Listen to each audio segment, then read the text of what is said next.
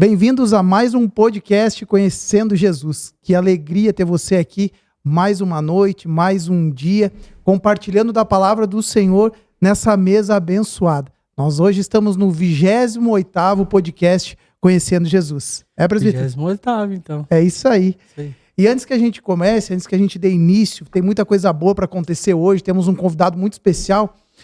Eu quero te pedir um favor. Se inscreve no canal, ative o sininho das notificações, envie para alguém esse vídeo, envie para um amigo, para um vizinho, para um colega de trabalho. Eu quero fazer um desafio com você. Nós estamos aí pertinho de bater 500 pessoas nos seguindo lá no canal. Então nos ajudem, sabe? Nos ajude nesse tempo, envie para pessoas, para a gente bater essas 500 pessoas, para a gente alcançar cada vez mais os lares, as famílias. E eu creio que em nome de Jesus, o nome dele vai ser exaltado e glorificado. Amém? Amém. E hoje nós estamos aqui com um convidado muito especial hoje, Muito né? especial. Um amigo de longa data e, inclusive, uma das primeiras pessoas que acreditou no podcast, que investiu nesse podcast. E eu queria que ele se apresentasse um pouco, nosso amigo pastor Jânio, pudesse falar um pouquinho com o pessoal hoje. Amém. Aí. Boa noite para você que está em casa acompanhando o podcast. Obrigado, pastor Guilherme, presbítero Gabriel, pelo convite. Já é uma honra estar aqui, né? Com esse podcast, como Deus, né, tem honrado esse trabalho, né, pastor? Como Deus tem feito obras grandes, né? Eu tenho acompanhado, né, as pessoas que têm sido entrevistadas, as pessoas que têm dado testemunho, né? Eu tenho acompanhado também, às vezes, presbítero Gabriel, os comentários, né, que a gente tem visto, como Deus tem feito coisas que às vezes a gente até a gente, às vezes, não crê, né? Como a gente é incrédulo às vezes, né? E isso me alegra muito, né? Então, meu nome é pastor Jânico, como o pastor Guilherme falou. Sou casado com a pastora América, qual também já teve a alegria de estar aqui no podcast. Verdade. Sim. Nós temos aí 2 filhos, o Gabriel, a Manuela aí. E estamos no Sem Palhoça também ali, junto com vocês, é claro. Isso servindo, aprendendo. Esse ano a gente está com um desafio novo aí, que é cuidar dos homens um pouquinho. Mais aprender com eles, né? Mais estar em comunhão e fazer o reino de Deus. E conhecer Jesus com eles, né? Então, essa é uma alegria hoje. Espero que você possa aproveitar esse momento, abrir seu coração e a gente poder compartilhar da palavra hoje. Amém? Muito obrigado. E o homem é corajoso, tá? O homem foi o primeiro podcast foi feito ao vivo. Ao vivo. Meu Deus, o homem é corajoso. Jesus. Ele Deus ia lá, é bom. cobrava o escanteio e ainda cabeceava ainda, porque tinha que arrumar todo o material e tudo mais, mas amém. Mas Glória Deus a Deus. deu graça. Isso aí, então, muito bom. Sejam bem-vindos a mais um episódio. Fique até o final, tá? Compartilhe esse link aí com seus amigos, familiares, para que todos possam assistir, que eu tenho certeza que hoje vai ser muito especial. Então, eu quero falar um pouco dos nossos patrocinadores, parceiros, as pessoas que têm nos ajudado a fazer esse podcast acontecer. Então, nós temos o nosso parceiro Caboquim Café, Café Regional Amazonense, que eles têm 2 unidades, uma aqui na Palhoça e a unidade de Balneário Camboriú está com endereço novo. Então, você pode ir lá nas redes sociais deles, conhecer, fazer uma visita que eu tenho certeza que você vai gostar. Temos também o Dom Ari Barbearia, nosso parceiro de longa data, né, nosso amigo, e eu quero inclusive aqui para também divulgar, o Ari ele tem uma barbearia no Brejaru, a qual está lá atendendo de segunda a sábado, mas o Ari também é ministro de louvor, né, pastor? Verdade. E ele está com um projeto que vai ser uma gravação de um DVD agora no mês de abril. Se eu não me engano é dia 11, eu não quero errar a data, mas você pode também entrar lá no Instagram dele, Ari Mendonça, e dar uma conferida no trabalho dele, tá bom? Também temos o Universo da Criança, nosso parceiro, uma escola de educação cristã, que inclusive, da pastora Meire, que vem a ser a esposa do nosso convidado de hoje. Então, fica localizado em Barreiros, atende, pastor, sabe dizer qual que é a faixa etária, Elias? Até os 6 do anos. berçário aos 6. Do berçário 6. Então, você que é mãe, pai, procura um ensino de qualidade com princípios cristãos, pode procurar o Universo da Criança. Também temos a Prineus, é assim, pastor? E agora? Se fosse eu ia errar de novo? Da nossa pastora Priscila, você é mulher, para cuidar das suas unhas, pé, mão, né, pastor? É isso aí. Todas as técnicas aí que estão em alta no mercado, ela vai saber, vai conseguir te atender e fazer o melhor para você, mulher, tá? E também temos o CIM. CIM, desculpa. Casas e Chalés. Nosso parceiro, amigo, temos um carinho enorme por ele. Você que procura alguém para fazer uma construção ou reforma também, pode estar procurando ele. Nós também vamos deixar, né, os contatos aqui no vídeo. E por último, mas não menos importante, nós temos o JNP, Higienização de Estofados. Nosso amigo, você que procura fazer uma higienização no seu sofá, na sua cama, cadeira, carro, ele é a pessoa certa para fazer isso. Já está há muitos anos no mercado, sabe o que está fazendo, então é um preço bom e serviço de qualidade. Eu quero poder indicar ele aqui para você também. Então, dito isso, né, sem mais delongas, depois de apresentar os nossos patrocinadores e dizer que se você quiser também se tornar um patrocinador, as portas estão abertas. Eu quero poder começar esse bate-papo, que eu tenho certeza que vai ser muito bom, com o nosso pastor Jânio. E pastor, nós temos uma pergunta aqui que sempre começamos com ela, só acompanha, já deve saber, né? Mas nós queremos te perguntar como é que o Senhor conheceu a Jesus. Muito boa pergunta. Eu tenho acompanhado, né? Essa pergunta foi sensacional. Na verdade, conhecer Jesus, né, pastor, presbítero, eu sempre, assim como minha esposa veio aqui, ela também falou, a gente veio de um lar cristão, né? Eu nasci num lar cristão, embora cristão católico romano, mas eu tinha alguns princípios, né? Então, a questão de dizimar, de ir para a igreja, ter frequência. Então, essa pequena essência a gente sempre teve. Então, eu cresci com isso, com pai, com mãe, sempre direcionando isso. Mas eu confesso que eu sempre fui, até a minha adolescência ali, sempre muito religioso, sabe? Então, ou seja, eu sabia quem ele era, eu tinha ouvido quem ele falar, mas eu nunca tinha experimentado quem ele era. Eu nunca tinha visto, presenciado isso só através de alguém. Então, eu acredito que esse Cristo a gente ouve, mas a gente precisa experimentar ele. Então, o meu experimentar, que eu considero conhecer Jesus, não foi, claro, que eu fui lá, tive aquele aceite, né? A gente, como igreja, a gente sabe que tem que, né? A gente crê com o coração, confessa com a boca, Senhor nosso Salvador, Senhor, ok. Mas as maravilhas que ele fez na minha vida, isso foi mais ou menos ali, faz mais ou menos, vou ser sincero, uns 20 anos atrás somente. Então, veja que eu tô com 42, né? Então, nós vamos ter lá uns 22 anos ali. Então, de entre 18 e 22, que eu fui exatamente experimentar aquilo que ele era, o que ele fazia, né? Eu tive... E às vezes a gente não experimenta assim da melhor forma, né, pastor?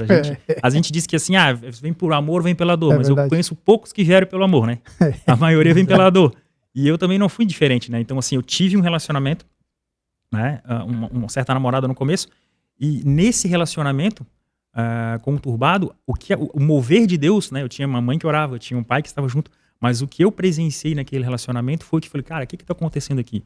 Eu presenciei coisas naquilo ali que eu falei, poxa, conhecer Jesus parece estranho, mas nesse ambiente conturbado é que eu fui experimentar, né? A mão de Deus, livramentos, né? A gente vai conversar em outras temáticas aqui. Então, aquilo ali me impactou muito. Eu falei, cara, por que isso está acontecendo assim? Né? Por que quando eu falo nisso aqui, isso acontece, né? Embora hoje não é o meu, como é que eu vou dizer assim, literalmente o ministério, mas as manifestações iniciais do meu caminhar cristão foram na área de libertação. E nesse mover ali que eu tô falando agora, 20 anos atrás, que eu falei, cara, o que acontece aqui, que quando eu toco nesse nome acontece aqui? Então essa experiência de dia a dia que foi, poxa, eu fui degustar esse Jesus. O que essa palavra faz que acontece esse cenário? Então acho que ali me despertou para um Jânio, que não era só rotineiro de uma igreja, de um domingo, que não fazia literalmente uma rezinha metódica, mas eu comecei a experimentar aquele Deus que a gente fala que é o Deus da Bíblia, né? Então acho que aí eu fui não só conhecer Jesus, mas fui experimentar. Então foi ali mais ou menos uns 20 anos atrás, né? E aí depois disso eu acabei saindo do catolicismo, e aí isso me fez despertar, né? E com uns pastores há muito tempo atrás, mas eu acho que o pontapé inicial que me fez experimentar foi há mais ou menos isso aí, uns 20 anos atrás, nesse tipo de relacionamento, acredite se quiser. Falar com um homem sobre história da igreja é difícil, né? Que é nada, pelo amor de Deus. Aprenda. Pastor, e assim, interessante, né? A gente falar sobre esse assunto, sobre como conheceu, a gente sempre começa com essa pergunta. Mas qual foi a maior experiência, assim, que o senhor considera a maior experiência que o senhor teve, assim, com Jesus até hoje, né? Olha, é difícil falar porque geralmente nós, embora a gente crê com fé, a gente trabalha muito com visual, né? Então, geralmente, quando falar de Cristo, assim, vai ser geralmente uma forma visual, né? Então, a gente é muito movido por milagre, né? Pode ver, o ser humano, ele crê no mover, crê na fé, tudo, mas quando ele vê um milagre, aquilo dá um impacto diferente, verdade, né? A gente tem esse tinha até a gente da igreja, né? Você vê ali, tem uma certa oração, mas se você vê um milagre ali, aquilo já te marca, né? E eu lembro que aproveitando esse gancho desse relacionamento conturbado que aconteceu, foi quando eu comecei a decidir, por conta própria, pastor, a orar, fazer meus primeiros contatos com Jesus. Eu já não fazia algo formatado, mas eu orava, né? Tinha um pastor que me iniciou na caminhada, que hoje está na glória aí, um pastor sensacional, que foi um grande propulsor para eu me encontrar onde estou aqui no caminho, né? E que era amigo da minha família, inclusive. Então, as primeiras orações, os primeiros passos foram nisso. E nesse relacionamento eu consegui experimentar o mover de Deus, né? Eu lembro que essa pessoa, num certo momento da caminhada, a gente acabou cortando o relacionamento, a gente cessou, mas eu tinha um contato que eu queria ver como é que ela estava. Ela passava por muitas dificuldades, depois do nosso relacionamento se envolveu com vícios e tudo. E isso me deixou muito. Falei, não, eu vou precisar dar um suporte, né, para a família dela, e eu me coloquei como suporte. E eu me recordo que uma certa feita, pastor, nós estamos falando de aquilo que mais impactou, né? Eu fui fazer uma visita nessa casa e a mãe dela me abordou e eu lembro que ela não estava muito bem. Nós conversando e de repente eu ouço um barulho, ela tinha desfalecido, né? Ela tinha passado um momento de vício, estava um problema sério, coisa que até me surpreendi. Ela desfaleceu assim, na sala. E eu lembro que a gente correu, chegamos lá, ela estava desfalecida. E passado o tempo, imagina, estou falando do começo da caminhada cristã, e eu estava colocando meus primeiros pontos de cristianismo em prática, oração, jejum, estava começando a dar esse pequeno passo. E ainda tu é meio incrédulo, né? Tu vai falar o nome de Jesus, parece que até tu não... E eu lembro que do nada, eu subi assim, coloquei meus joelhos sobre o peito dela e comecei a fazer oração. E eu lembro que estava intenso, que eu lembro que já não era mais uma oração, estava quase uma choração, né? Eu chorava e orava. E eu lembro que eu comecei a falar para o Senhor, se o Senhor se manifesta aqui, traz ela em vida. Né? E a mãe dela já tinha chamado o SAMU, ela já passava assim, que ela estava desfalecida para mais de 20, 30 minutos. Literalmente morta, assim, né? E eu lembro que quando eu falei isso com convicção, eu lembro que eu chorava assim, ela pulou, né? E falou, alguém me chamou, alguém me chamou, alguém me chamou. Cara, aquilo ali me marcou. Até hoje, comentando aqui, isso mexe comigo até hoje. Porque, cara, eu presenciei uma ressurreição. Isso é incrível, assim, né? Não foi eu. Não, nossa, mas assim... Aí aquilo mexe com a gente, ao ponto, cara, no comecinho de uma caminhada cristã, eu já tinha um contexto de igreja, mas eu não tinha essa experiência. Então isso ele me marcou muito, assim, né? Orar com uma convicção e ter certeza de um retorno, né? Então isso pra mim, assim, foi uma coisa que me mexeu muito, assim, né? Me marcou muito. Eu lembro da cena, eu lembro com o joelho, eu lembro que a mãe dela esquece, a mãe dela chorando em pranto, esquece, já tinha chamado polícia, chamado tudo, bombeiro. E eu falei, não, deixa eu tomei a frente, assim, e realmente acho que isso foi uma direção do Espírito Santo. Eu não poderia, hoje olhando para trás, eu falei, não, impossível, é uma pessoa novata, isso assim, né? Então isso realmente foi um grande milagre que me marca, assim, até hoje, né? Com certeza. Muito forte, né? Muito forte. E assim, o pastor, até me constrange em contar, mas assim, o pastor falando ali, uma coisa muito interessante que eu ouvi ele falar, presbítero, é o seguinte, às vezes a igreja, né, o corpo, eu digo assim, estou falando de igreja em geral, tá? Não estou falando de local, mas às vezes a igreja precisa ser despertada, precisa ver um milagre às vezes para despertar.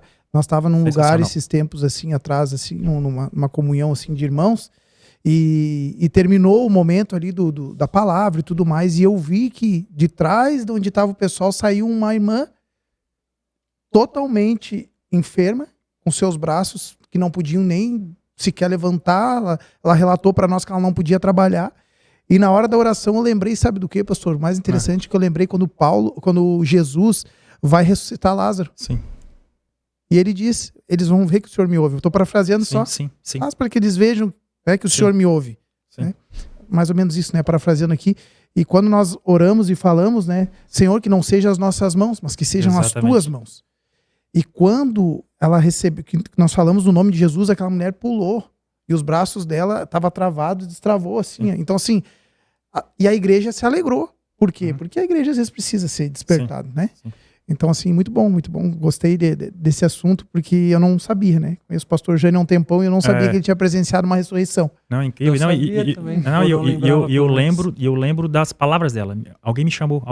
Ela ficou uns 5 segundos falando, alguém me chamou. Isso marcou muito, assim, né? Marcou tanto que eu lembro do celular, eu olhando as horas, eu lembro do tempo passado. Isso pela ciência não tem como, né? Ninguém vai ficar sem oxigênio no cérebro por mais de 15, 20 minutos. Meu Deus. Sem sequelas. Então isso é uma coisa que não tem como, né? E isso foi importante. E hoje eu vejo o contexto, né? Só para fechar, eu sei que nós temos bastante coisa para falar. Assim, eu vejo um contexto, né? Por que essas palavras foram, por que essas palavras alguém me chamou. Por que até as palavras, assim, fez sentido para a família dela, né? Então, assim, hoje, com um pouquinho mais de maturidade, não muito, eu vejo exatamente o mover de Deus, e às vezes até na nossa ignorância, né, cristã, no começo da caminhada, né? É verdade. Eu até mandei um vídeo pro pastor Gui, acho que ontem, e exatamente sobre esse assunto o pastor falou da manifestação dos dons, né? E no caso foi dom de cura e tal. E aí ele falava sobre você criar uma demanda para Deus te usar naquela área, né? Porque às vezes a gente ora muito, Deus, eu queria ser usado, né? Verdade. Na cura, enfim. E a gente não se coloca em risco, né? Não vou orar porque se não acontecer, Sim. né? Mas e se acontecer? Verdade. Talvez você mude a vida de uma família, como foi o caso, Sim. uma vida de uma família. E às vezes também você vai entender que sempre tem uma causa, né? Sim. Mas você vai entender que talvez você precisava mais daquele milagre do que a pessoa que recebeu. Exatamente. Porque com certeza a sua fé foi aumentada, né? A sua caminhada com Deus foi... Tanto é que anos depois, o senhor ainda se lembra de detalhes da situação. Exatamente. Então nós como cristãos se colocar nessa posição, não, eu vou ser a pessoa que ora, eu vou provocar um milagre, pode ser que não aconteça, mas pode ser que aconteça sim, e isso vai ser extraordinário, né? A Bíblia fala dos frutos da fé, né?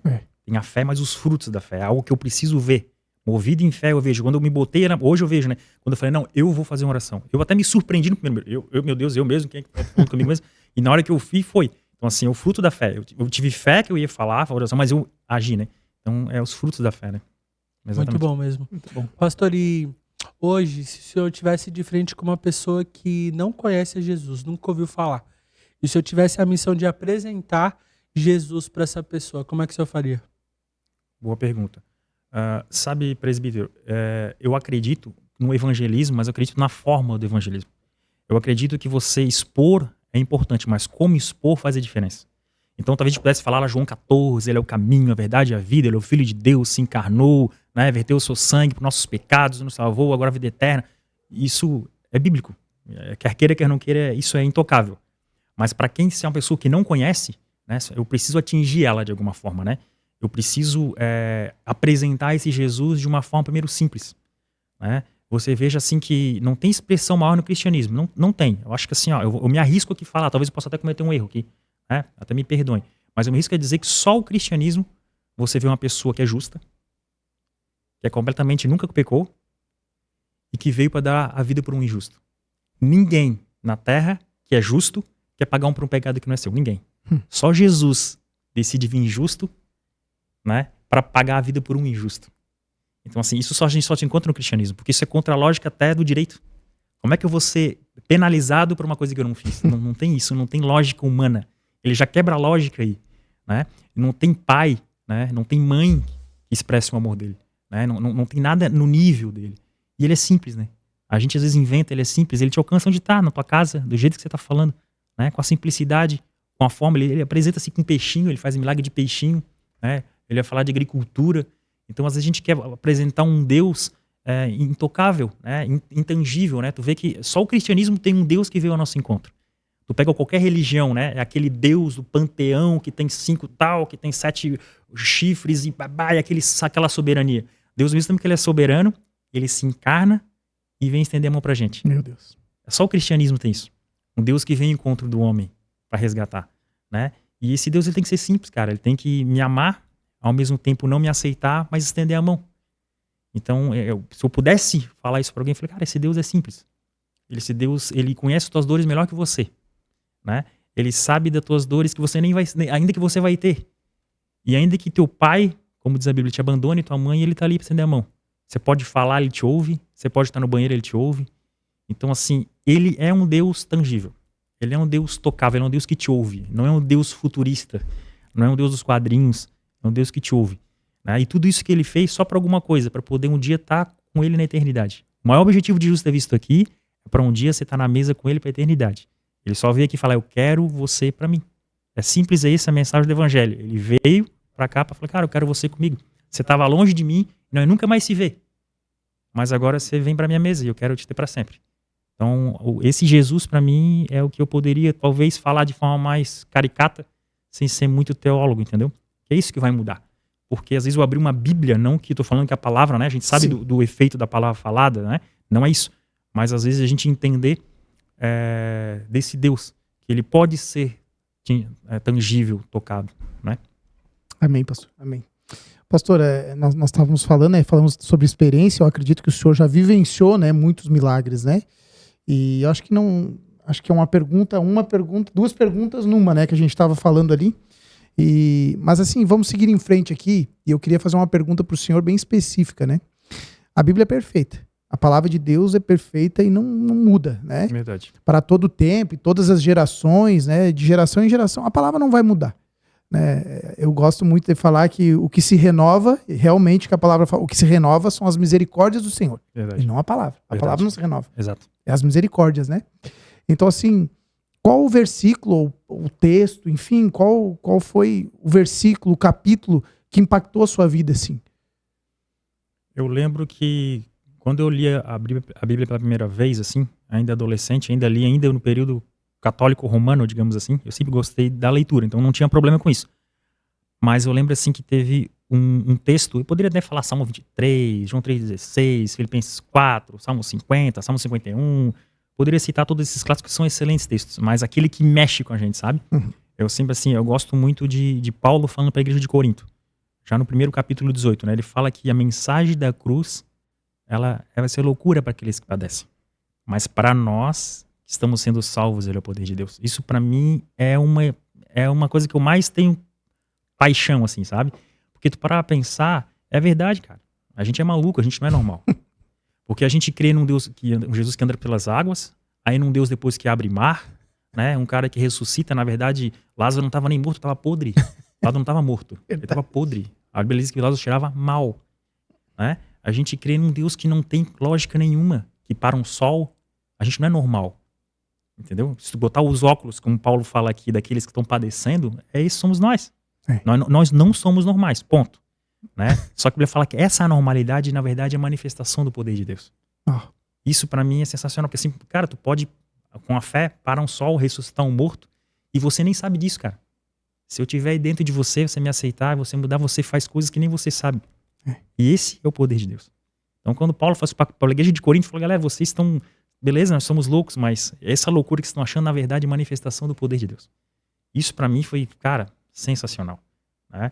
E se eu pudesse falar aqui rapidinho, assim, me vem em mente, Romanos 12:10 também, assim. Né? Isso que eu falei tem a ver com relacionamento com Deus. Mas relacionamento homem, Paulo diz assim, trate uns aos outros com amor fraternal, mas dê mais honras ao próximo do que a si mesmo. Né? Que é uma forma de tu poder pensar no próximo sem pensar em você. O que é difícil hoje. Né? Hoje em dia tu pensar, né? Então é difícil. Então acho que Paulo, quando fala para Corinto, falando de Deus e também falando dos homens, para mim, são meus versículos de cabeceira. Assim. É meu João 3,16. Muito bom, pastor. Muito bom. Pastor, e mais uma pergunta, até para quem não sabe, né? O pastor Jânio, ele é professor da nossa escola de teologia, o ETCEM, que é a escola teológica da nossa igreja. E ainda falando um pouco sobre Bíblia e tal, pastor, eu queria te perguntar, o que chama a sua atenção ali em Atos, no início da história da igreja, na comunhão dos cristãos, como é que, né, os primeiros passos da igreja, até se eu quiser fazer um paralelo com o que a gente vive hoje em dia, puder comentar um pouco pra gente? Sensacional. Então, ali Atos, que é o começo da história da igreja, né, especialmente 4, ali, que nós estamos falando aqui, a gente percebe assim esse início da igreja, né, esse mover inicial, né, ali os apóstolos estão cheios do Espírito Santo, vem Pedro, né, prega, tem a conversão, mas quando a igreja começa a tomar um corpo, que eu acho que é aqui que é o ponto da mensagem, a gente vê algumas essências ali, presbítero Gabriel, que eu acho que é para nós como igreja ficou um alerta, porque uma comunidade cristã, não que ela não vá se mover numa área, né? A gente tem os dons e às vezes uma comunidade tem mais focada, tem mais direcionada, inclinada por um mover de Deus. Ok, isso também, né? Você pode pegar uma comunidade tipo de adoradores, né? Tem comunidades cristãs, nossa, aqui próximo, que estão focadas em adoração, e amém por isso. Mas tem características ali que traz que não pode mudar da igreja, né? Que é assim, você vê palavra, oração, mesa e comunhão. Esses 4 pontos, assim, você vê que eles tinham de forma iguais, né? Então, palavra, mesa, oração e comunhão. Então, uma igreja cristã, se entende na minha visão, né? Não que por mais que eu esteja como professor ou enfim, eu não sou o detentor da verdade, mas eu acredito que uma comunidade cristã ela tem que se amparar nessas coisas, né? Palavra, comunhão, mesa e oração, né? São tripés que não pode mudar o ser humano, porque eu vou ter um relacionamento com Deus em palavra e oração, mas eu preciso me relacionar com as pessoas. A igreja ela tem que ser relacional. Não é um clube, como a gente sempre fala, mas ela é relacional. Porque se eu não me relaciono com o pastor Guilherme, com você, eu vou entender você quando? Eu vou curar você quando? Vou orar por você e você por mim quando? Nunca. E hoje a gente tem muito contexto, assim, às vezes meio... Às vezes, eu não estou falando de nenhuma denominação específica, mas a gente está num contexto meio clube. Então eu me reúno, eu faço aquele meu compromisso e eu saio. Então esse tempo de comunhão, e a gente sabe que hoje a matéria-prima tempo é o bem mais precioso que tem, e eu também entendo isso, mas essa mesa, esse comunhão, esse ouvir, essa empatia de olhar no olho e falar, não, cara, o que você está precisando aí? E eu vejo que os apóstolos, capítulo 4, tinham isso. Eles arrastavam o poder de Deus em cura, não tenho prata nem ouro, mas o que eu tenho eu te dou. Levantavam, curavam, iam, expulsavam, apanhavam, iam de novo, mas a comunhão entre eles, né? E a Bíblia diz que Deus acrescentava. Então, assim, eles faziam o base. Então, assim, eu acho que o que hoje a gente pode olhar fazendo um paralelo com Atos e a igreja de hoje, é a gente olhar que termômetro que a gente perdeu nessa caminhada. A gente perdeu o base. Entendeu? A gente começou a complicar muito, né? A gente está muito pirotecnia, a gente está muito... E tudo bem, um bom ambiente, nós estamos aqui num ambiente sensacional, amém por isso. Um bom ambiente é sensacional. Isso é bom, uma atmosfera, isso é sensacional. Mas essas coisas não podem deixar da igreja. Porque senão eu não me sinto parte do corpo. Eu sinto parte da instituição, mas não do corpo. Se eu ficar doente, para quem que eu falo? Se eu ficar ruim, eu quero falar uma coisa agora, para quem que eu falo? Mas eu não tenho relacionamento. E você não se abre com quem você não tem relacionamento. Dificilmente. Se você não tem um grau de relacionamento e de intimidade, você não se abre. Você pode falar por um desespero. E vomita. Desculpa o termo aqui. Mas no seu contexto natural, você não vai abrir. Então eu preciso ter palavra, preciso ter oração, porque move o ambiente espiritual. Mas eu preciso ter mesa em comunhão para gerar relacionamento. E aí, tudo deriva disso. Então acho que nessa essência aí a gente poderia ter um tom melhor como igreja, sabe? Amém, amém. Você que está nos assistindo em casa, já quero dar uma pausa rapidinho aqui para dizer, não esquece, se inscreva no canal e ative o sininho. E se você gosta de Bíblia, a mesa está aposta aqui. Você pode se alimentar aqui hoje por esse podcast. Né, presbítero? Isso aí. É isso? Pastor, vamos lá então, vamos continuar? Vamos embora. Esse tema vamos se aprofundar um pouquinho mais polêmico, mas nós precisamos entrar no negócio, assim, lembrando, né, a todos que a gente não está falando de denominação, o pastor recém falou. Pelo amor de Deus. Nós estamos falando da igreja em geral, Brasil, nível mundial, porque assim, é a igreja, né? É a igreja do Senhor. Pastor, por que os primeiros cristãos compartilhavam os seus bens? Isso era obrigatório ou era voluntário? E no seu ponto de vista hoje, a igreja está vivendo isso? Vive isso de forma prática? Boa pergunta. Atos 4:32 ali, né? Que eu acho que é a nossa base, né? Atos 4:32, acho que até aqui, ó, da multidão que os creram, um era a mente e um coração, né? A gente vê que tem cada um na sua atribuição, né? Ninguém considerava unicamente coisa alguma que possuíam, mas compartilhavam tudo o que tinham. Então, assim, a igreja primitiva, ela tinha esse grau de compartilhar nela. Não era uma coisa separada, era intrínseco, né? Então, assim, o compartilhar dos bens era algo deles mesmo, né? E veja que, assim, ó, o que é interessante nisso compartilhar, porque sabe que isso tem quase uma faca de dois gumes, se não perceber, pastor, né? Porque eu posso muito bem oferecer uma caneca pro senhor, né? E olha que lindo, eu tô compartilhando, mas no fundo, pastor Guilherme, na verdade, ele tem mais 2 canecas lá em casa. Então, se eu dei uma para ele, provavelmente eu estou esperando que ele entregue uma, né, que é a moeda de troca, e ao mesmo tempo compartilhei, certo? Mas eu estou querendo algo em troca. E outra coisa, eu compartilhar pelo amor de te ver bem. Outra coisa, eu compartilhar pelo amor do teu crescimento, né? Por amar você e querer você crescer, né? Então, os apóstolos eles tinham esse compartilhar, né? E isso fazia parte da comunidade cristã deles. Então, eles compartilhavam por o bem, compartilhavam pelo amor, compartilhavam pela necessidade de querer ver bem, mas sem moeda de troca, né? Então, ou seja, em 4:32 fala, então esse compartilhar, hoje, né? Acho que qual foi a pergunta que o senhor falou? Me perdoa. Qual foi o... A pergunta total toda? É. Por que eles compartilhavam os seus bens, né? Sim. Se era obrigatório. E se era obrigatório ou sim. voluntário? Não, era literalmente voluntário, né? Não tinha uma obrigação, isso é fato, né? A gente vê ali como foi 4:2, realmente era literalmente voluntário. E, na verdade, o crescer em conjunto, né? E a gente não tem isso hoje, tá? Pergunta assim, a igreja acho que perdeu um pouquinho disso hoje, né? A gente hoje tem repito, falando de modo geral, né? De forma geral, a gente tem uma instituição e a gente vai lá e a gente, você faz, você tem. A gente tem uma instituição que às vezes consome. Mas, como eu digo, o relacionamento ele é duplo. Eu preciso ter essa via, né? Embora a gente tenha algumas, até outras, enfim, igrejas como um todo, que a gente tem que fazer algumas obras, né? E a gente não faz isso para ser salvo, nós como cristãos sabemos disso. Mas é uma expressão da minha fé, né? Como fala Efésios 4, né? Então, a pessoa que é salva, ela tem a satisfação de fazer isso. Então, a gente poderia, como igreja, vou fazer aqui meu contraponto importante, ter uma igreja muito mais compartilhar. Tipo assim, por exemplo, às vezes, poxa, pessoal, nem que seja num grupo certo, não precisa ser isso literalmente num púlpito, tá, gente? Porque às vezes a pessoa vai lá, faz num púlpito, porque gera uma mídia, e isso tem que ver se o coração tá alinhado. Mas, de forma geral, a gente supera a necessidade do povo. É uma necessidade da igreja. Porque nós vamos ter pessoas que vão ter mais momentos, tem pessoas que estão entrando agora na igreja e estão sem trabalho, presbítero Gabriel. Nós temos pessoas entrando agora que estão no seu 4º, 5º trabalho e 6ª ou 7ª promoção.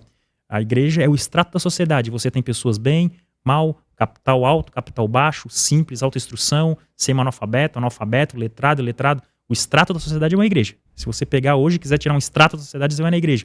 Né? Então, o que isso quer dizer? Ela deveria ser fonte de suprimento também. Quem está precisando aqui? Quem sabe um aluguel? Quem está precisando hoje de um aluguel? Fazer uma reunião fechada, pessoal. O irmão hoje está precisando de um aluguel. Vamos lá, ajuda ele. Esse contraponto não tem. Né? Embora a essência seja Cristo, mas aqueles que são salvos por eles têm que fazer boas obras. Né? Tiago fala isso. Não adianta ter fé se não tem obra, senão vai ser morta. Então hoje a gente precisa ter, se faz necessário, como a gente viu aqui, de uma igreja que precisa compartilhar. E falta, tá? Eu acho que a gente pode, como igreja, compartilhar. Às vezes não é necessariamente uma finança, porque compartilhar não é só finança, né? É compartilhar um tempo. Né? Quantas pessoas hoje estão em psicólogos? Quantas pessoas que quer ouvir? Né? Quantas pessoas só precisam ouvir? Se o homem está precisando ouvir, o que dirá a mulher, né? Que gosta de falar. Então você imagina que quantas pessoas precisam de tempo. Eu repito, é o bem mais precioso, né? Presbítero Gabriel. Tempo. Quantas pessoas querem só ouvir? Você não tem. Você vai encontrar onde? Na sua casa não dá. Seu patrão não fala. Você espera isso da igreja. E a igreja não supre. Então você não tem uma igreja que auxilia na área financeira. Às vezes você não tem uma igreja que auxilia com os vídeos. Só que você tem que estar lá às vezes. Né? Bate ponto, segunda, terça, quarta. Então o contraponto é o que gera o relacionamento. Porque se eu só vou para oferecer e eu não recebo, eu não tenho relacionamento. Eu não estou falando de troca. Eu estou falando de relacionamento. Sim. Então eu não tenho uma igreja relacional. Se você não quer compartilhar, legal. Mas relacionamento você não pode falar para mim. Então, a igreja, ela é um ponto de contraponto, sim. Tá? Nesse quesito de compartilhar, e repito, não só finança, né? Interessante, eu vou passar já para o presbítero ali. Sabe o que eu vejo, assim, pastor e presbítero, nesses dias, assim, que a gente está vivendo da igreja? Eu estava até conversando com a Priscila esses dias, assim. Por exemplo, né? O presbítero Gabriel abriu uma lanchonete, né? O presbítero Gabriel abriu uma lanchonete. Eu acho que falta um pouquinho dessa comunhão da igreja também, em ir até a lanchonete dele, sabe? Sim. Ajudar ele naquele ponto. Pô, ele tá ali, ele tá se esforçando, ele colocou a lanchonete porque ele vai ter mais tempo para ajudar no reino, sabe? Esse compartilhar. Outra coisa que eu vejo, assim, que me chama muita atenção, por exemplo, os psicólogos que me perdoem, mas estou só dando um exemplo, claro, tá? Claro. Que o senhor tocou ali, eu tô dando um exemplo. Quantas pessoas precisam de um atendimento na igreja? Certo. Mas eu sou profissional. Tudo bem. Mas você está dentro do corpo, você está servindo o corpo da igreja, você pode servir o corpo da igreja.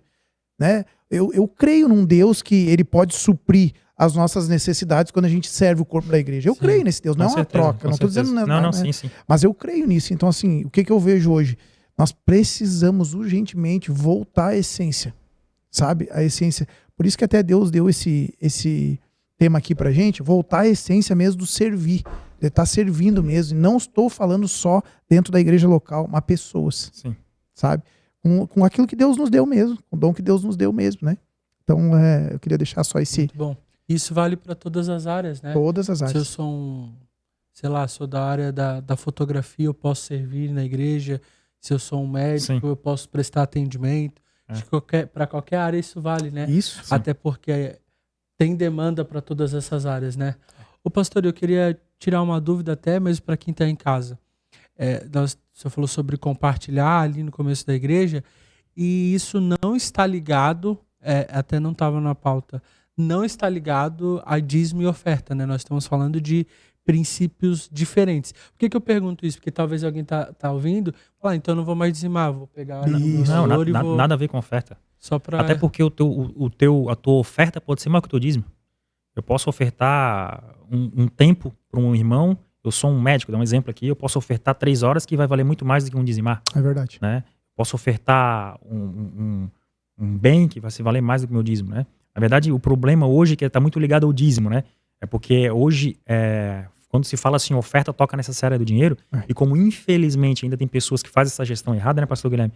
A gente também cai nessa seara, né? Mas você vai conhecer a árvore pelo fruto. Então a pessoa tá lá, oferta uma vez, oferta duas, tem tempo com você, fala, cara, esse cara quer realmente tá querendo me servir, né? Então acho que realmente sim, não tem nada a ver com o dízimo. Compartilhar algo, simplesmente você colocar a tua vida hoje à disposição de alguém já é uma dádiva. Meu Deus. Só você ter um tempo com alguém, isso para mim já é louvável, né? Nesse tempo confuso, que tá todo mundo perdido, você se colocar o seu tempo em prol de alguém, isso já é louvável, né? E o senhor falou um termo aí na Bíblia muito interessante, que é ninguém considerava suas as coisas que possuía. Você pode explicar pra gente o que significa esse termo? Na verdade, quando os apóstolos fazem isso, isso mostra não só um compartilhar, mostra um grau de desapego, né? Isso aí é essência cristã também, né? Eles não tinham isso como propriedade, né? Então, assim, você vê que eles faziam isso, compartilhavam, eles como diz aqui, eu acho que ninguém considerava suas coisas que possuem. Então, aquilo ali, se precisar, é nosso. Né? Então, ou seja, o teu grau de amor às coisas também está ligado ao teu grau de desprendimento. Né? Pode ver, se tem algo para ti que é valioso, provavelmente não vai querer entregar. Né? Então, agora, se a pessoa que está lá necessitando, ela é maior, o que é maior? O meu amor a essas coisas ou ver ela? Então, isso também demonstra um grau de coração aberto, né? E os apóstolos simplesmente entregavam, né? Você vê que eles entregavam nos pés dos apóstolos as propriedades, né? Então, ou seja, o que é maior? É ver um irmão crescendo em reino ou eu com a minha propriedade? Não quer dizer que eles tinham que dar a propriedade, mas o grau de desapego deles era sensacional. Então, nada mais é importante hoje, porque o que esses apóstolos viram, né, pastor Guilherme? Ao ponto de entregar bens, de negar, o que eles ganharam com isso? Só a morte. Só. O que Cristo fez na vida deles ao ponto de entregar bens, materiais, ofertar, sair sua corpo do corpo e ser ameaçado a todo momento de morte. O que eles experimentaram, cara? Para e pensa. Ao ponto de a única coisa que eles ganharam o quê? Morte. Todos eles só ganharam uma coisa com Cristo, a morte terrena, né? Todos, a gente sabe da eternidade. Mas terrena todos ganharam. Então o que é um bem material para aquele período? Ver uma igreja avançando, ver pessoas sendo curadas. A Bíblia diz que João fala que nem todos os milagres foram relatados. Imagina quantas curas, quantas libertações, quantos cegos andando, quantos coxos, né? Quantas igrejas, quantas comunidades, quando Paulo foi fazer viagens missionárias. O que eles não viram, né? O que não está registrado nessa Bíblia ainda, o que é um terreno para mim, né, cara? O que é entregar algo para o irmão, um relógio, dê um tempo para ele? Nada tem valor. É isso que ele está falando. Nada, não há apego para mim nessas coisas. Né? Então isso é... O nível de entendimento deles, isso é sensacional, né? Surreal, né? Pastor, isso é uma reflexão, né? Enquanto ele falava, eu pensava, o que esses cristãos pensariam de nós se eles estivessem aqui hoje, né? Vendo o rumo que a igreja está levando. Não, a tristeza, na verdade, no final dos tempos é isso, é Deus olhando para baixo e um povo consumista, né? Uma igreja literalmente consumista, né? Você tem grandes monopólios em pequenas mãos, né? E você vê muita gente padecendo, né? Mas a Bíblia diz que o olho dele está em todas as partes, né? Então isso vai ser tomado conta em algum momento. Né? Então cabe a gente mudar se tiver algum erro, né? Eu confesso para vocês aqui, para deixar o negócio mais também descontraído, eu confesso para vocês que eu bato biela às vezes. Sim. Na minha cabeça ela não funciona assim nessa área, assim, porque hoje, por exemplo, vou dar um exemplo aqui bem... O que José da Arimateia, tá? O túmulo que Jesus foi enterrado foi de quem? Que era dele. Foi usado por alguém? Não tinha sido por ninguém. O que esse cara viu que a gente não tá vendo? O mestre dele, o Senhor, né? Uhum. Por mais que ele não fosse aquele cara que eu acho que, né, que tava que nem os apóstolos e tudo mais, mas ele seguia Jesus. O que esse cara viu que nós não estamos vendo? Pra ir lá e dizer, né, ó, eu quero o corpo dele, eu quero. Não poderia, na verdade. O que esse homem viu? Ele botou em risco até, pastor Guilherme, até o próprio ofício dele, porque ele era do Sinédrio. Ele era do STF, digamos, comparado hoje. Ele era do STF. Ele era a Suprema Corte. Esse cara vai descer e vai, a favor, colocar em túmulo tudo aquilo que o STF, entre aspas, né, digamos aqui da época, que era Jesus. Então ele coloca em xeque, inclusive, o ganha-pão dele, né? O que tocou nele ao ponto de fazer isso. Né? Isso é incrível, né? E sabe o que eu... Aí entra a minha batida de biela, minha cabeça não consegue funcionar. Porque assim, cara, nada contra, tá, gente? Por favor, eu quero que vocês me entendam em casa, mas esse é um exemplo, né? Já vou entrar na próxima pergunta aqui.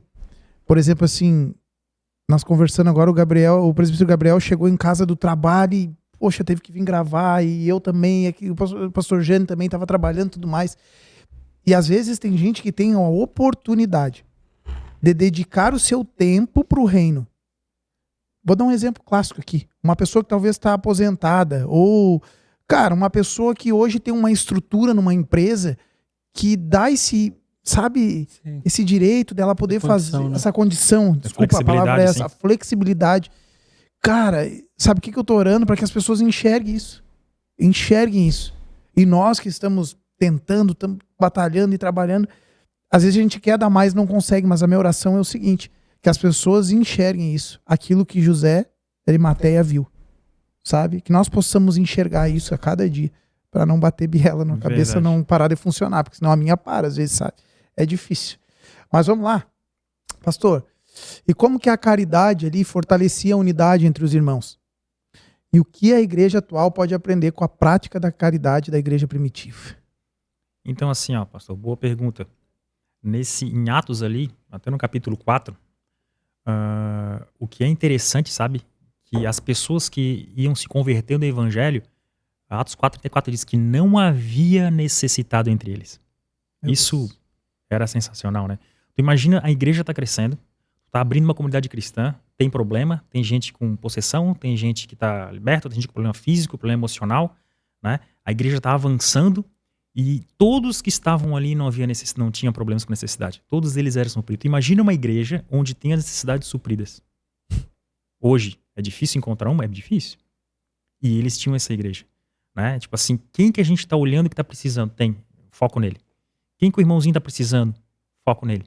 Entendeu? Você crescer. Por que isso? E por que isso é importante, né? A gente pensa, por que caridade é algo tão importante? Que é a expressão de amor, cara. A pessoa sente cuidado. Pode ter certeza, toda pessoa que tem já foi suprida, especialmente por igreja, ela gera um elo de poxa, esse povo pensou em mim. Entendeu? E se a pessoa se sente amada, eu gosto de dizer que ela se deixa ser cuidada. Porque se eu não tenho esse contato de pele que eu falo aqui, né? Esse ponto, a pessoa não vai se abrir. A pessoa está dentro da igreja, ela vai culto a culto, morre e não tem relacionamento com ninguém. Mas quando a igreja estende a mão, qual é a necessidade? Uma luz? Não, deixa pra gente aqui. Ó, essa a gente não consegue esse mês, mas essa aqui é nossa. E ela olha pra lâmpada dela, ela liga lá a cafeteira dela, faz o café de manhã e fala, cara, esse café hoje é na conta da igreja. Cara, esse pessoal aí, tem alguma coisa nesse povo, eles não precisam fazer isso por mim. Quem tem que trabalhar sou eu. Então essa expressão de amor é o que gera conexão pra tu poder cuidar, presbítero Gabriel, de alguém, é pra tu poder precisar corrigir, porque o amor, ele também traz correção. Verdade. E esse cara, poxa, foi duro comigo, mas, poxa, quanta coisa já fez por mim. Faz o pensar, não é hora da correção. Então, o acolhimento, falando agora desse quesito, ele também te traz gancho e propriedade de correção. Porque o amor também vai fazer isso. Em algum momento, nós vamos precisar ser corrigidos. E esse cara, pô, estenderam a mão pra mim 1, 2, 3 vezes. Não, peraí, tem alguma coisa. Eu acho que eles estão certos, deixa eu pensar. Ele faz pelo menos você parar e pensar. É verdade. O que esse povo fez agora? Não, cara, eles me amam mesmo. E ele se rende. Né? Então, essa forma, essa extensão da igreja, né? Que através das doações, enfim, a gente não está trazendo só um ambiente de caridade, assim, sim. Uma ONG de caridade, mas é conexão com pessoas. Isso tudo são braços que Deus deu à igreja para entender, cara, vocês são amados comigo, eu me importo contigo. Se teu filho não tá legal, se a tua luz não tá bacana, isso aí eu me importo. Talvez hoje eu não tenha condição, mas está na minha conta. E a Bíblia diz que todos eram supridos. Então é possível ter uma igreja onde todos têm. Será que todas as igrejas hoje, todos são supridos em alguma área? Será que teu irmão precisa de alguma coisa? Eu nem pergunto, como é que eu vou saber? Então isso é crítico hoje para nós como igreja, né? É um ponto crítico, é uma exclamação, é uma interrogação, na verdade, que não tem exclamação, né? E isso a gente precisa botar e pensar. né? E às vezes, como a Bíblia diz, voltar às primeiras obras, cara. Eu preciso voltar a orar, preciso voltar, mas eu preciso voltar a ter comunhão, a tempo de mesa. Verdade. Porque se isso não retorna, eu tô avançando para um reino que é fictício, né? Às vezes. Pastor, eu tenho visto assim um movimento que está começando e eu começo a discernir que o próprio Deus ele está voltando os olhos da igreja para essas questões nesse tempo, né? Por exemplo, agora nós tivemos recentemente o Descende, que foi um grande evento em vários estados, né? E a principal temática que foi levada foi a adoção. E não a adoção de Deus pra gente, mas a adoção mesmo da igreja, né? Se mover nisso. E agora falando sobre caridade, generosidade, e eu oro mesmo para que venha uma onda de generosidade, de caridade, de adoção. Verdade. Porque a igreja precisa voltar a entender que a grande solução e o único onde está o poder de mudar todas as coisas está no evangelho mesmo, não é na política, não é na tecnologia, não é nas ciências, está nas mãos da igreja por conta do evangelho, né? Então, eu oro para que a gente realmente acorde para isso, né? E até a próxima pergunta vai falar um pouco sobre isso, né? Sobre como a igreja equilibrava, e eu até quero estender, como que a igreja de hoje pode equilibrar esses dois braços, né? Que é a assistência social e a vida espiritual. Pergunta boa. Acho que daqui em Atos ele fala exatamente isso. Eu vou lembrar se é Atos 45, mas é 2:45, acho. Que essa forma não tinha, né? Eles andavam paralelos, né? Não tinha essa divisão entre, eu vou me dedicar a isso ou me dedicar àquilo. Tem um momento ali específico que eles fazem algumas atribuições de tarefa, mas a questão de adoção ali, de equilíbrio de assistência social e vida espiritual era juntas. Eles mantinham o social e mantinham o espiritual. Até porque se você tiver só uma questão de uma espiritualidade sem cuidado, é um discurso vazio, né? Então, você está falando cuidado, cuidado, cuidado e não traz ação social, uma palavra que você está precisando de uma pessoa que está entrando para se alimentar, né? E a pessoa nunca é suprida, então esse discurso desse Jesus não está fazendo sentido. E o oposto também, né? Se tu tem uma assistência sem base espiritual, é só um ativismo, né? Se tu está só suprindo alimento, e se também Deus não te transforma, teu caráter não muda, aí você está numa comunidade de uma ONG. Tudo bem, a ONG tem seu papel, mas não é da igreja. Então, ou seja, tanto assistencialismo quanto a espiritualidade na igreja dos apóstolos andavam paralelo. Atos capítulo 2, se eu não me engano, 45. Eles andavam paralelo. Perseveravam em oração e no partilhar do pão. Perseveravam em oração e comunhão e no partilhar do pão. E eles iam avançando em paralelo, ao ponto de ninguém ser suprido e todos que passavam pelo caminho eram curados, transformados, batizados e avançavam. E eles iam literalmente desbravando. Então, nós tínhamos uma igreja que perseverava em oração, perseverava em social. Caridade, oração. Porque veja que primeiro a essência são Cristo. Sem Cristo nada se faz. Mas quando eu tenho Ele, eu manifesto nas minhas obras. Isso é um fato. Então esses dois pontos sempre andavam juntos, né? E é outro ponto que você tocou muito bem, presbítero Gabriel, que a gente tem que pensar. Será que a gente tem andado com a espiritualidade andando com o social junto? Será que as necessidades da igreja junto com a espiritualidade ou essa igreja é só social? Ela é só social, então ela é só uma igreja legal, tu vem aqui, dá um sorriso e nunca ninguém tem problema e tu não vai embora e não muda nada. O cara vai pro... né? Então a igreja ela precisa ter uma transformação, né? Até porque só Cristo muda caráter. A gente muda conduta, comportamentos, mas caráter, né? Pessoas que realmente roubavam não roubam mais, né? Pessoas que... A seara, a gente fala do fruto do Espírito, né? Isso é só através da missão do Espírito Santo. Né? Então são duas coisas que na igreja primitiva com certeza andavam lado a lado. E sabe o que é legal? Se você for olhar todas as histórias de avivamentos, depois de um grande avivamento sempre vem um reparo, né, social, Verdade. Seja a nível de violência, a nível de unidade, sempre tem, né, uma reforma social depois de um grande avivamento.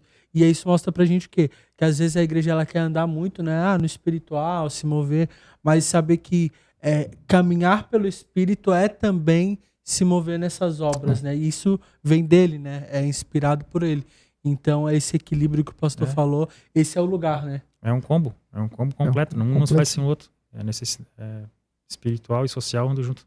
É verdade. Pastor, vamos entrar aqui num tema bem que eu acho muito importante, assim.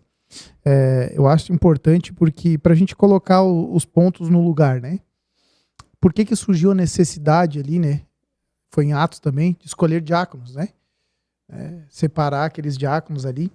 E no seu ponto de vista hoje, olhando para a igreja em geral, a gente está falando da igreja em geral sempre, claro. A gente não está falando denominação, claro. Mais uma vez eu vou lembrar para que depois não venham falar, né, nenhuma igreja achar que a gente está falando A, B, C, D, porque é a igreja do Senhor, né? Mas o senhor acha assim que hoje esses diáconos eles estão posicionados aonde eles têm que estar, né? Ou se a gente vai falar em empresa, a gente vai falar em desvio de função, quando é empresa, né? Sim. Né? Se for comparar, é desvio de função. Analisar uma empresa seria Mas se tu for analisar uma empresa, né? Claro que não é, se for pensar, né? Mas, enfim, a gente não sabe, né?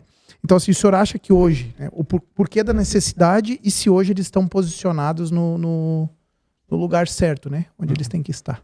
Então, essa pergunta, mais ou menos, uns final do ano, tava conversando com uma pessoa que é líder de igreja, não faz parte do nosso ciclo de igreja, era uma outra denominação que eu estava conversando, e ele estava falando comigo assim que hoje uma grande dificuldade da igreja cristã é o diaconato, né? Entender a atribuição dentro do diaconato, né?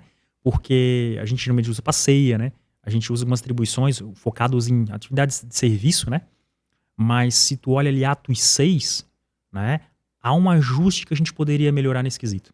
Não que nós estamos fazendo errado, mas eu acredito que poderíamos fazer além. Não é a quem, que é a menos, né? Mas além. A gente poderia avançar para se encaixar num contexto bíblico, né? Atos 6 fala ali que a igreja está surgindo, pastor Guilherme, eles estão avançando, ela está tomando um corpo, já tem pessoas fazendo parte dele, e de repente eles estão começando a avançar e priorizar o evangelho, eles estão começando a avançar em terreno, literalmente, e de repente eles falam, opa, quem é que está cuidando das viúvas? Quem é que está cuidando das viúvas? Não, cara, tá faltando alguém, tô aqui, não tá bem isso na Bíblia, eu só tô criando um contexto.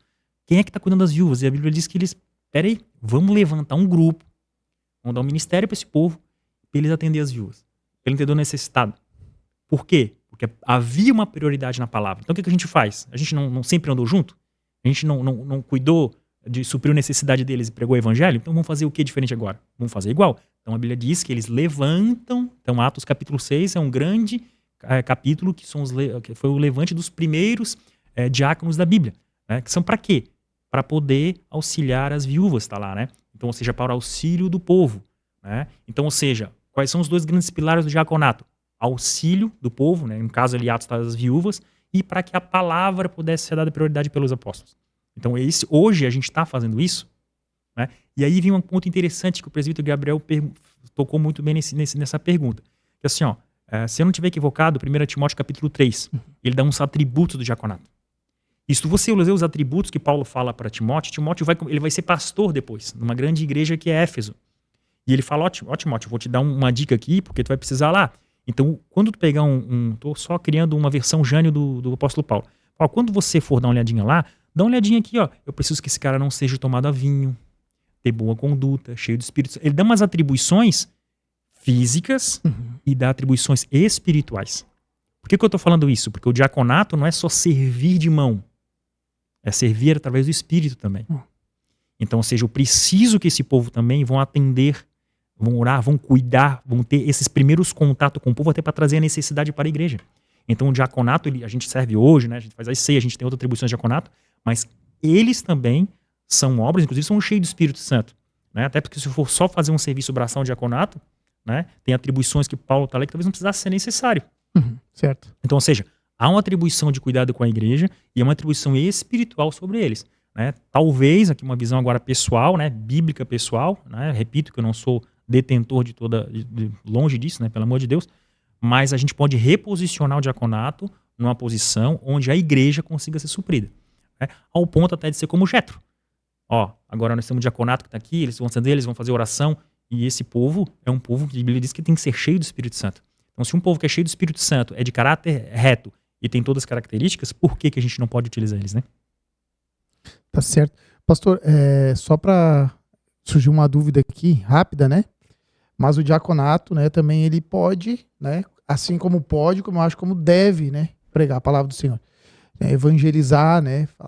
Quando nós vemos, acho que foi Filipe, né? Filipe. Que pregou para o eunuco. Filipe. Certo? Pregou para o eunuco. Então, assim, é isso que nós temos que entender, porque além do serviço, esse serviço do cuidado, como o senhor falou agora, é um serviço espiritual, é algo que vai tocar mesmo, vai trazer para Cristo. Isso avisa a igreja, né, pastor? Só avisa a igreja. Só avisa a igreja. A gente tem uma liderança também apoiada pelo diaconato. com a atribuição de trazer, dar o primeiro afronte, que a gente chama o fronte de batalha inicial, espiritual e pessoal, é do diaconato. E traz para a liderança, então até se eu conseguir de forma articulada utilizar o meu diaconato, eu só aviso a liderança de igreja. É verdade. Não, porque às vezes assim, pastor, o que acontece? Às vezes a pessoa se coloca num lugar assim, eu sou diácono da igreja. Tem as atribuições ali que Paulo fala, né? Mas eu não vou pregar, por que eu vou me preparar? Sim, exato. Entendeu? Não vou pregar, eu só vou ajudar ali, vou ajudar aqui, para que eu vou me preparar na palavra? Não. O que é um erro na minha visão, tá? É um erro.